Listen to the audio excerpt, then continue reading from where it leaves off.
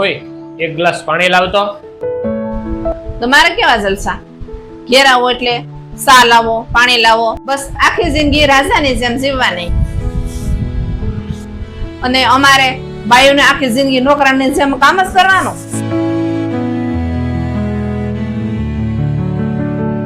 હું ભગવાનને પ્રાર્થના કરીશ કે આગલા જન્મમાં મને પુરુષ બનાવે, તમને સ્ત્રી બનાવે. ત્યારે તમને ખબર પડશે. લ્યો પાણી. આગલા જન્મમાં શું કામ? આ જન્મેથી જ તે. હવે તે ઘરનું કામ બધું હું સંભાળીશ અને બહારનું કામ તું સંભાળજે.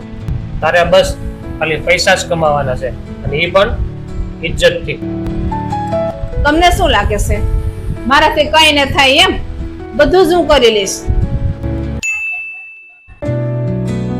આવી ગયા તમે? ચા આપું કે કોફી? અને હા, જમવાનું પણ તૈયાર જ છે.